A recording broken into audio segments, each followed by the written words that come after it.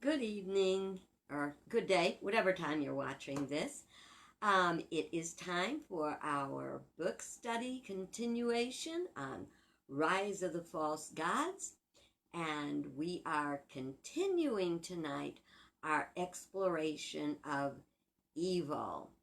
So, as you recall, last night we looked at what evil is, what it's about, and we talked about the fact that it's living backwards. So I'd like to open there,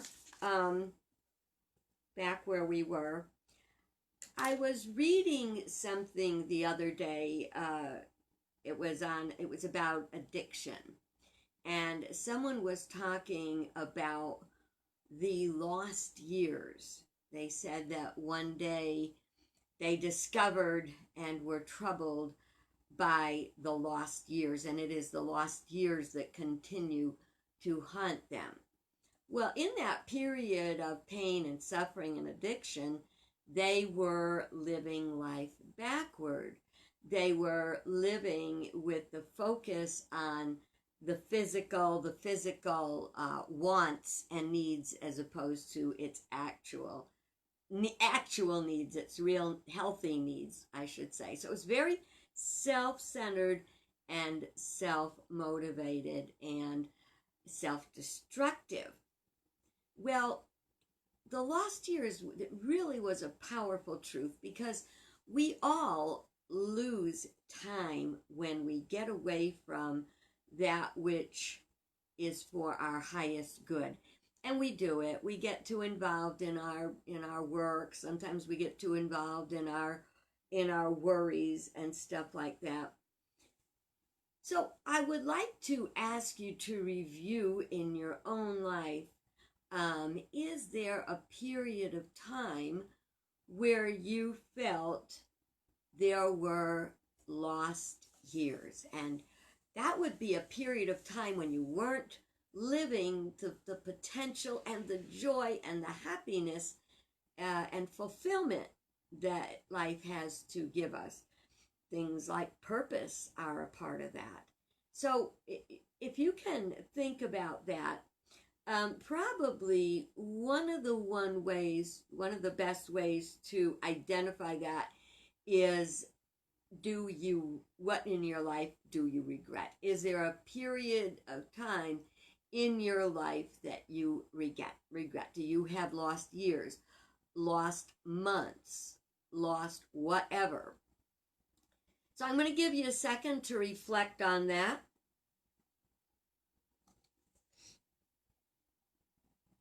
So when we think about the lost years, a time when you were not living your best life or your most fulfilling life, I would invite you to question, where in your mind were you? Okay? And yes, Cheryl says, yes, there were so many years, but I have no regret because we can't go back. Well, I will tell you that you have grown through it. Not everybody is as successful as that, because we do, well, I can only speak for myself. I do look back sometimes and I think about, perhaps there were times when I could have given more time to my children, and no, we can't get them back. But the key is to learn from it and to move on and create a new memories, new lives. We cannot go back and claim the past. All we can do is learn from it. And it's so wonderful, because every day when we get up and we can we can draw breath, and we can go out no matter what's going on and live our best life, that is the name of success. Sometimes it's lost milliseconds when we maybe say something in anger or something, and we know ultimately that's backward. But we talked about that last night. When we are not coming from our highest self, oh, wait, I want to go back. go back to what we were saying about the quadrants. And I say, one of the ways, if you're suffering any regret, or if any sneaks up on you that you forgot about, did you ever realize how we can do time travel in a flash of a blink of an eye, I would say? Like we can smell something and it will take us to a part of our past. We can hear a song, we can, and we're right back there again. And sometimes it's pleasant and sometimes it's painful. But that one little trigger thing, that little button that gets pushed for better or worse. But when it does that, we want to wonder what quadrant of consciousness stimulated that. Was it positive? Was it negative? Because that's where the learning and that's where the benefit comes from. Sometimes, like, I will hear a song that reminds me of the church that when I first started attending Unity churches. Well, you know what happens? Time goes by and people stop doing those old songs. They stop singing them and they're so good. And when you say, I want to hear those songs again, they go, that's old stuff. I want new stuff. That old stuff sometimes has very good and powerful memories that are forever nourishing. They nourish us forever. And those are the times, if we find out, let's say a song came on the radio that reminded you of a very sad or uncomfortable or angry time in your life, you would hear the music and feel the physical response. See, our body is an amazing barometer. It tells us where we're thinking, what we're doing. It tells us, symptoms. Oh, my stars. So if you feel, a feeling of energy, anger, depression, or fear, you go, what's that all about? And if it's something that you can't figure out, there is a great affirmation. If you've been around me very long, you know what it is. But for those who haven't, you simply take a deep breath. Why? Because when you take a deep breath, your brain gets to rest. You can't think in that minute. That's why they have different types of meditation, and very often they focus on your breath, because when you're focusing on your breath, you're not focusing on your issues. So something comes up, you feel it, and you don't know what it is. So what you do is you pay attention to the feeling, take a deep breath, and say to yourself, say to God, heal that which needs to be healed. Reveal that which needs to be revealed. And you will find that if you sit with that for a while, you can get in touch with the feeling. Sorry. Cat owner, cat hair. You can connect with that feeling and the memory that stimulated it. Then you can get to the what you learned from it and get past it. Okay, a lot of times, people say forgive and forget. Well, a lot of times we want to remember because we don't want to do that again. But that doesn't mean that we let that put an anchor in our life, in our heart, in our mind. It's like I was watching one of those, a commercial, because believe me, that's not my style. I wouldn't watch the whole thing. But there was some kind of athletic show on TV the other day, and there was a commercial for it, and it showed these people, and it seems like they had big rubber bands around like their waist attached to a pole behind them. And what they were supposed to do was run as fast as you can and run and, see if you can beat the power of that elastic band or that rubber band that would pull you back. How many times do we live like that? We think we're moving forward and bam, we're back there again, and think we're moving forward and then bam, we're back there again. We got to remove the rubber band that keeps holding us back. We want to grow past it. Why? We don't want to live backwards. EVIL, live backwards, okay? And we remember that the evil doesn't have any substance of its own. It's an experience, but it is not a truth. And that's an interesting point about what's real and what's true. Because people get that confused. If they start to think something is real, is truth, it can be very depressing. See, truth is absolute, eternal, and unchanging. Real is a current condition. For example, if someone steps on your toe real hard, you have real pain. The pain is real. But the pain is not absolute, eternal, and unchanging, so it goes away. We can't confuse real with truth. I hope you got that. It's a little weird, but then again, metaphysics is sometimes, because why we judge by what we see, not but why what is true. We look at what looks very real when in fact it is not real at all. Okay. It's an interesting thing when we are living our best life, our true life, our happiest life. It's called living in alignment with the law, with spiritual law, with principle. A good example of that is when we are truthful, even if we don't want to be truthful, even if it's inconvenient and uncomfortable. But there is that integrity in that satisfaction of living in alignment with principle that makes us feel good. And it's not easy. Sometimes we have to give up things that we want because they're really not good for us. Sometimes we have to have a difficult conversation without lying if we want to save a relationship. It's my intention, I'm reading now from page 32 if you're following along in the book. It's my intention to help you understand, not to diminish the size of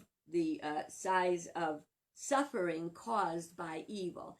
Evil causes suffering. Why? Because it's contrary to spiritual principle being all good.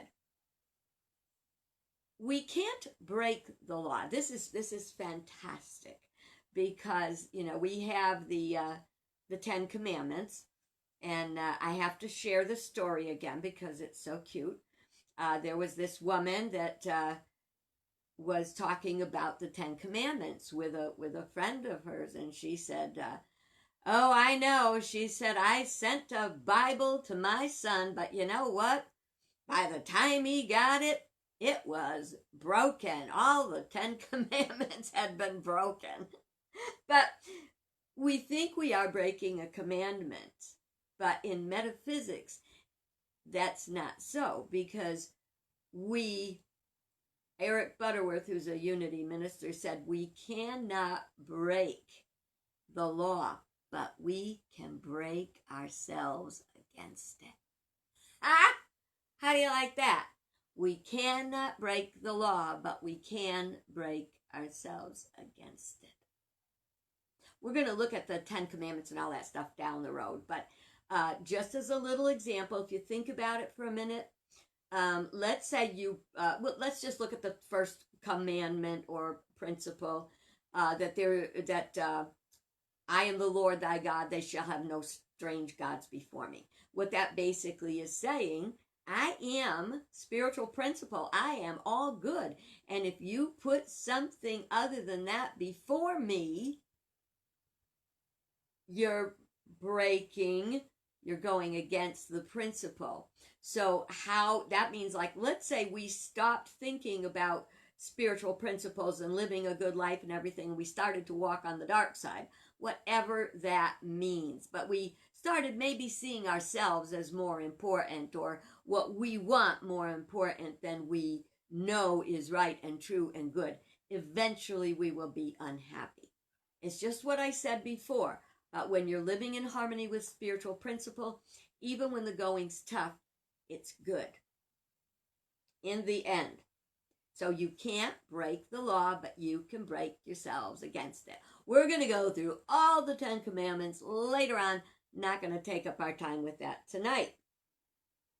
Okay, continuing, and we talked about this last night. There's only one way to overcome evil. We overcome evil with good. While some experiences of evil may have catastrophic consequences, others, like what we call a white lie, have little visible effect, but the evil is there. Even a white lie is a lie. And a white lie sometimes leads to cover up that lie with a bigger lie. Here's a little clue. You don't lie, you don't have to worry about covering up a lie. Abraham Lincoln said it. I do not have a good enough memory to be a liar. You can candy coat a lie, but it's still a lie. It's still out of integrity. And you could say, well, the tire on my car just has a tiny hole in it. But if you drive that car on that tire, it's going to go flat despite the fact that it's a little tiny hole in it. Why? It's out of integrity. In order to have a good ride on a good tire, the tire must have integrity, which means no weak spots.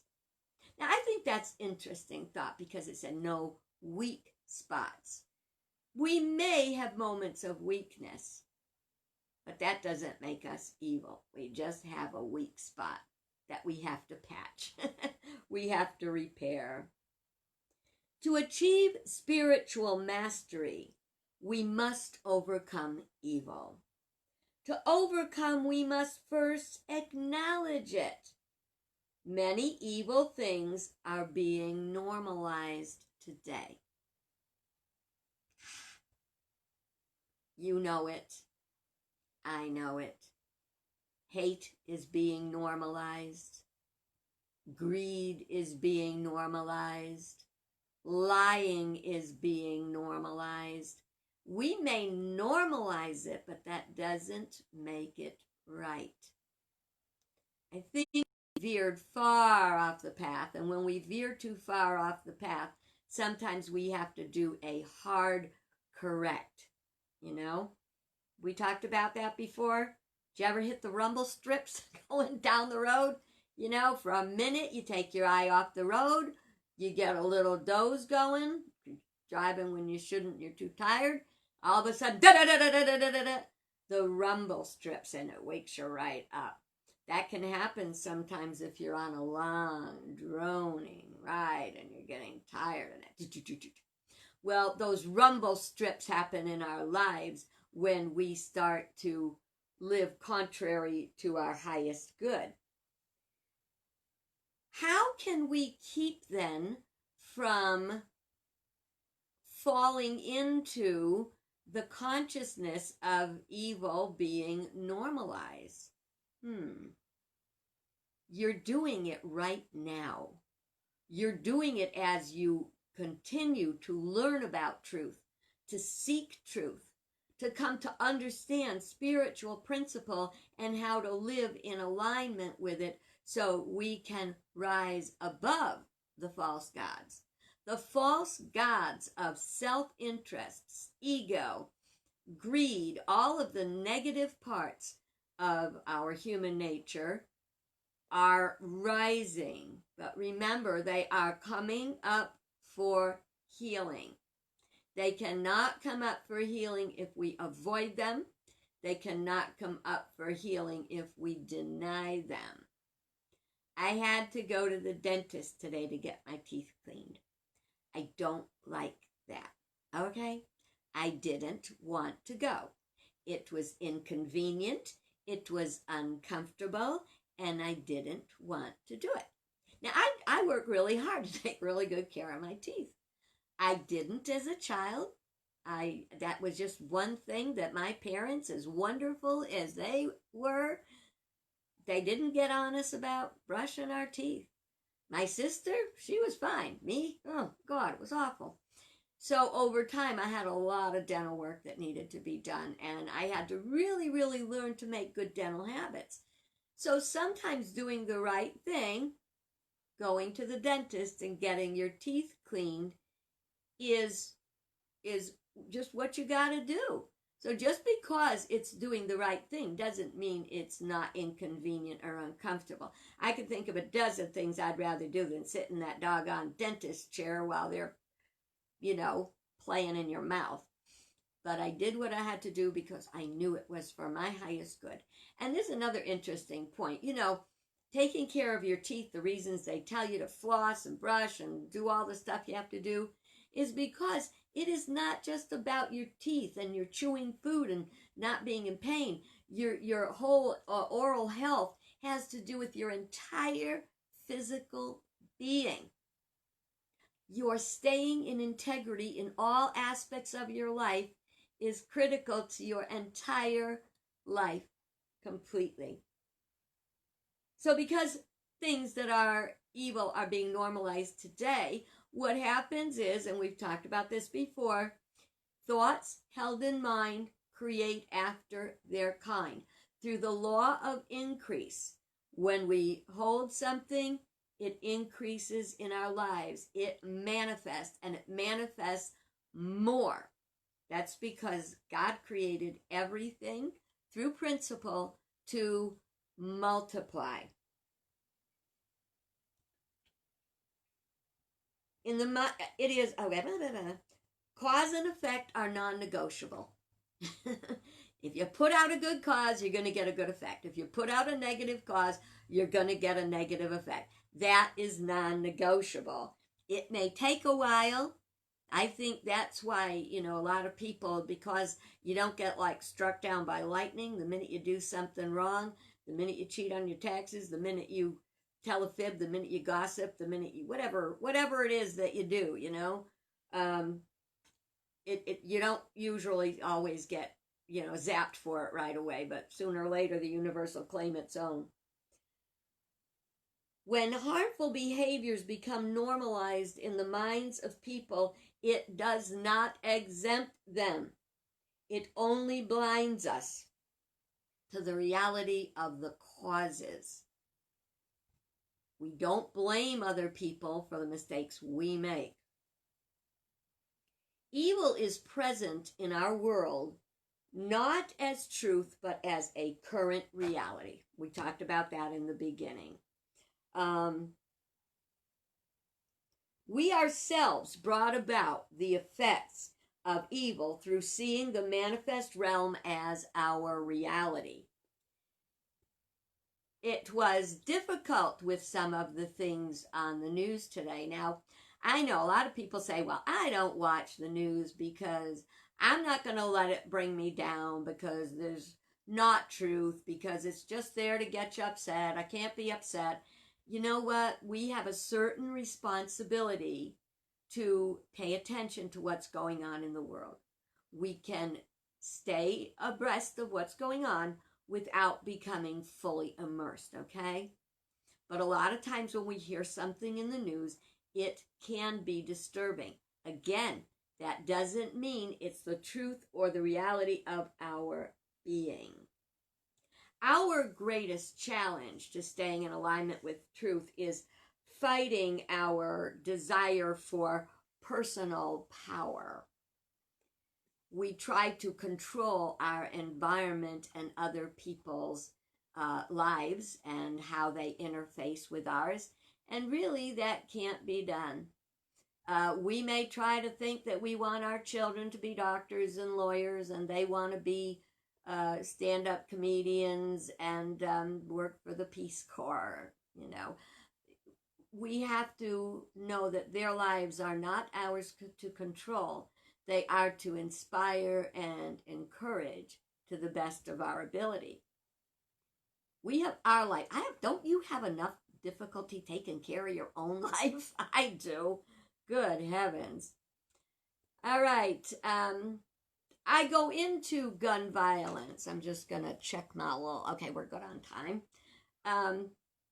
Okay, I'm going to read it because when I say it, I go off track a lot because I'm very passionate. I have observed the crisis of gun violence in the United States and the ever increasing number of murders and mass murders happening. I have grave concern. Again, thoughts held in mind manifest after their kind. If we come to think that killing someone is going to be the answer to our problems, it is not. It never was. It never will be. The concern that I have is not just the unnecessary deaths, but our failure to address the crisis. Remember, we talked yesterday about the difference between respond and react. Whenever there is a mass murder, there's two reactions. One is get rid of the guns. One is we need more guns. But the answer is in between. Neither one of those address the cause. Why are we having this perceived need to have all these guns? Don't forget, one of the commandments says, thou shalt not kill, right? Okay. So neither is going to solve the problem because it's not about guns. It's about consciousness.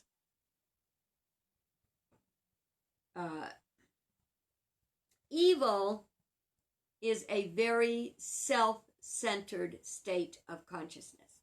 It is not only self-centered, it is very personal. It's me first. It's all about me. It's all about it's all about mine. It's all about what I want without any thought to the whole. Look at your physical body.